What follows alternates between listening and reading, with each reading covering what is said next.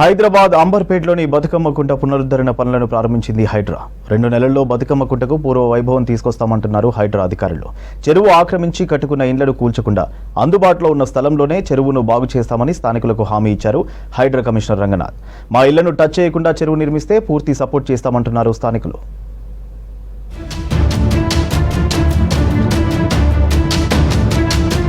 Greater హైదరాబాద్లో ప్రభుత్వ స్థలాలు, చెరువుల్లో అక్రమంగా నిర్మించిన కట్టడాలను కూల్చడంతో పాటు పాడైన చెరువులను పునరుద్ధరణ చేస్తామంటుంది హైడ్రా. దీనిలో భాగంగానే మొదటి దశలో అంబర్పేటలో ఉన్న బతుకమ్మ కుంట చెరువును పునరుద్ధరించనుంది. హైడ్రా కమిషనర్ రంగనాథ్ స్వయంగా బతుకమ్మ కుంటను పరిశీలించి పనులను ప్రారంభించారు. 1962 లెక్కల ప్రకారం బతుకమ్మ కుంట 16 ఎకరాలు ఉండేదని, ఆ తర్వాత పూడుకుపోవడంతో చుట్టుపక్కల నిర్మాణాలు వెలిశాయి. తర్వాత ఆ ఇండ్లకు అన్ని రకాల పర్మిషన్లు కూడా వచ్చాయి.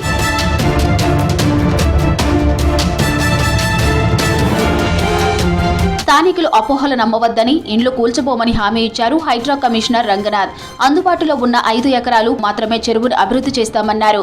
హైడ్రా అంటే కేవలం కూల్చడమే కాదని, చెరువులను పునరుద్ధరించడం కూడా తమ పనిలో భాగం అంటున్నారు రంగనాథ్. బతుకమ్మ కుంటలోకి వచ్చే వరద నీరు మార్గాలపై రెవెన్యూ, నీటిపారుదల శాఖ అధికారులతో చర్చిస్తామన్నారు.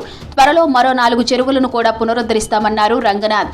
చెరువుల్లో అక్రమంగా నిర్మాణాలు చేసిన వారికి నోటీసులు కూడా ఇస్తున్నామన్నారు.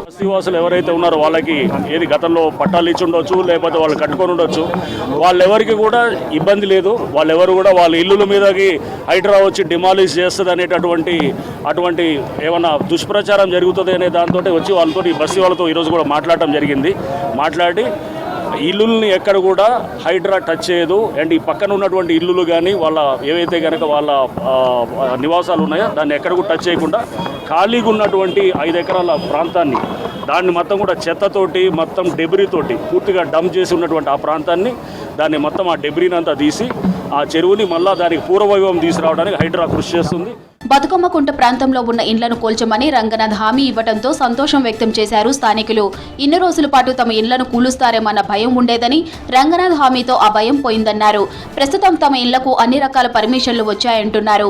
బతుకమ్మ కుంట స్థలమంతా చెత్త చెదారం చెట్లతో ఉండేదని, చెరువును పునరుద్ధరిస్తే బాగుంటుందంటున్నారు స్థానికులు. ఇండ్లు మా ఇడి వరకు ఉన్నాయి, ఇండ్లుండే గవర్నమెంట్ ఇచ్చిన ఇండ్లు ఏమి వాళ్ళది మేము కట్టుకోలే, డౌట్ ఉండే. కానీ మేము గవర్నమెంట్ ఇండ్లు కానీ మేము భయపడలే. ఈ నిన్న వచ్చారు, మళ్ళీ వచ్చి ఎగ్దాని వచ్చారు. ఇప్పుడు మాకు అర్థం కాలేదు, ఒక్క గోడ ముట్టుకోదని చెప్పాడు.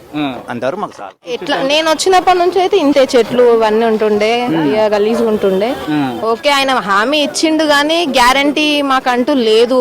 ఆయన ఇచ్చిడు కరెక్టే గానీ మళ్ళా వస్తాడేమో ఇండ్ల జోలికి అని అయితే భయం ఉంది కొద్దిగా.